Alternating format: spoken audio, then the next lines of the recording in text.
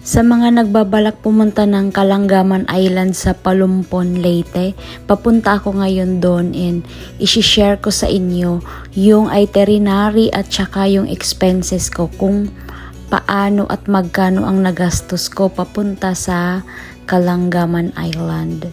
Ayan, tumatawid kami ng ilog papunta sa kalsada bago kami makasakay ng sasakyan. Ito yung ilog namin. And hindi na rin ako mag-video sa biyahe namin kasi hindi ko kabisado yung kalsada dito sa Leyte. Nandito na nga kami sa bayan ng Palumpon, dito sa may tourism nila.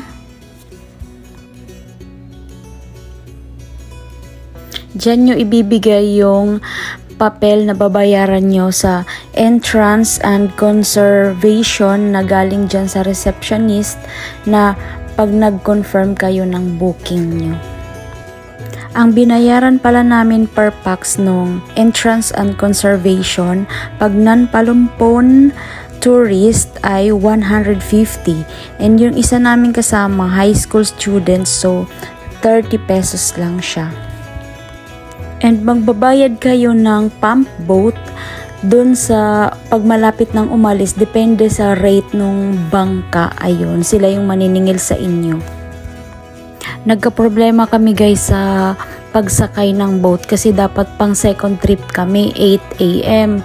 Wala pong mga pasahero ngayon, walang turista. So nagantay kami ng mga joiners kasi budgeted lang yung pera namin. So natagalan kami dahil late na dumating yung dalawang family, isa o dalawang family kasi dalawang sila van.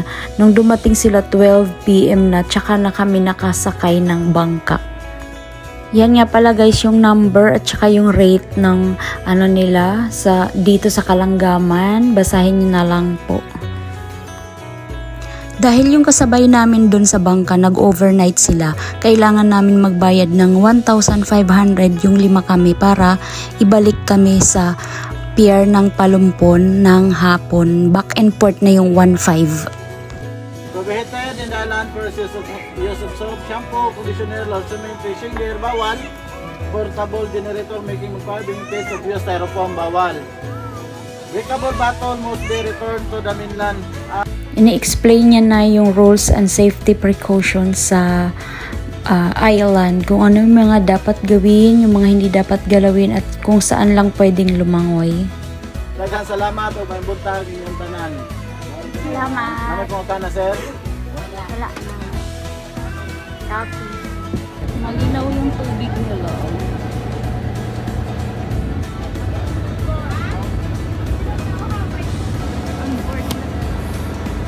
Sarili, hindi naman kapag kami nila.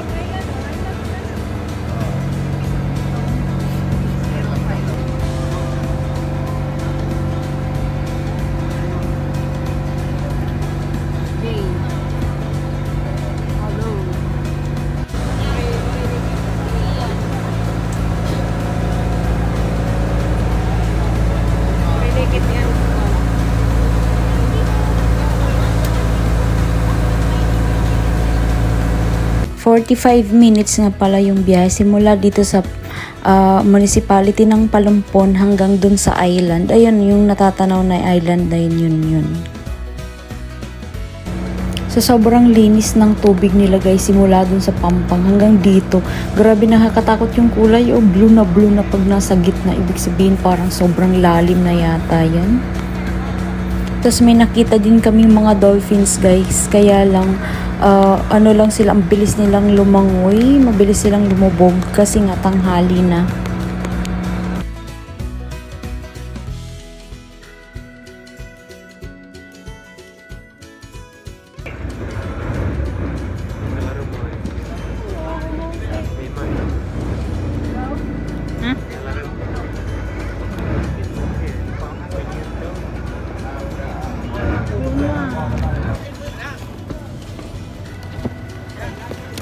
Pag hinaite ha.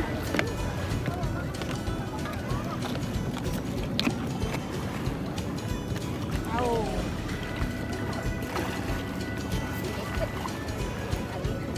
Hello. Yay. Kalangaman baby. Maglululo ka. Ayan na siya guys, yung sandy. Anaman ginsakyan guys. Look ang tubig. May nag-i-snorkeling na ngayon nga. Hi! Kuya, harap na! Dito na kami guys. Sakalang kami. Ito yung mga kasama ko. Si Jane. Si Leia. Si Kuya. Si Ate Rowena.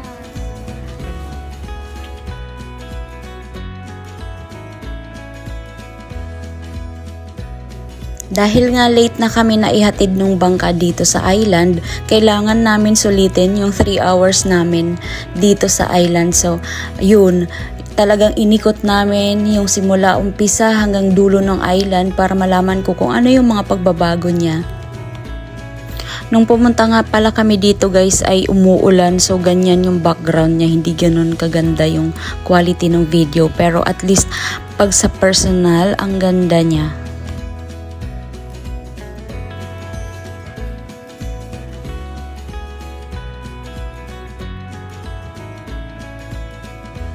Ito pala yung service namin guys. And ayan, nag-snorkeling si Jay. Ayan, si Kuya Sidro. Ayan guys yung tubig oh. Sobrang linaw as in. Tapos gusto nyo bang makita yung buhangin? Aray ko. Gusto nyo makita ang buhangin. Ayan. Just like and share. Subscribe. Ayan niya ate ko.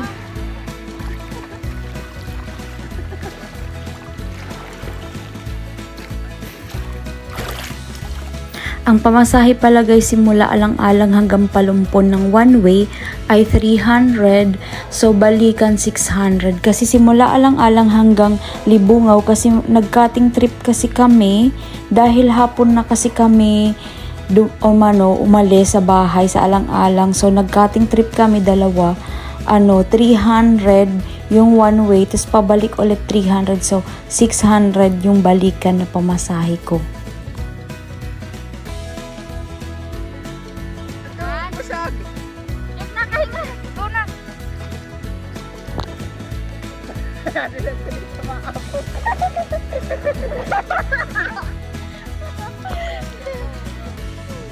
Dito sa side na to guys ay perfect dito mag-snorkeling kasi nandito yung mga isda na magaganda, yung iba't ibang kulay at saka yung mga crabs at saka yung iba pang mga seashell, nandyan sila kasi parang mabato dyan eh.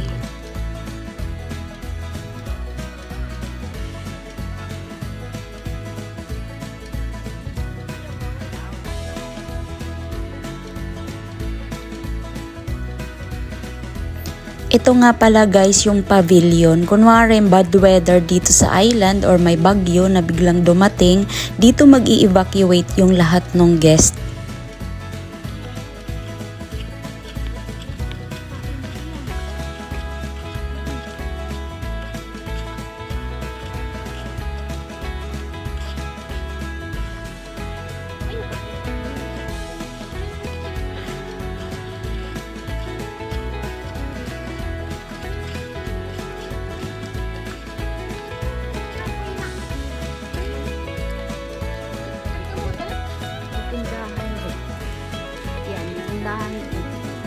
Punta tayo ngayon sa dulo.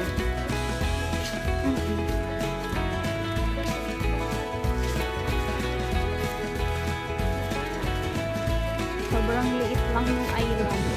Wala na yung church dito. Madaming CR dito, dressing room. Ayan. Dati isa lang. Ngayon, nadagdagan na.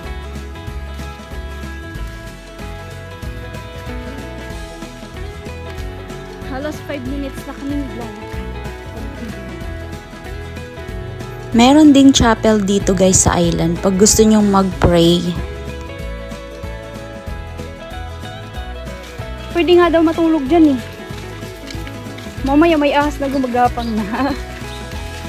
Tatanim sila ng mga bagong huli.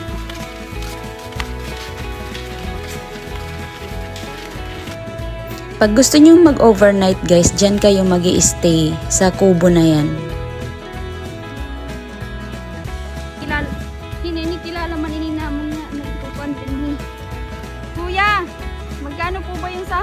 dito. Mahal naman, para kang nag-a-abroad. Sige po. Ayan guys, dito sa dulo yung view.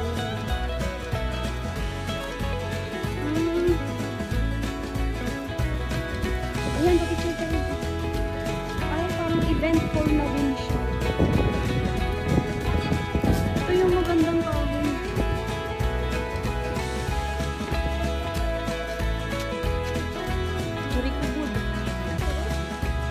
Dito guys yung may sandbar na napakahaba na dati lumalabas paghapon. Hindi na namin naabutan ngayon kasi tanghali na nga kami dumating dahil umaga na siya lumalabas or naglo-low tide.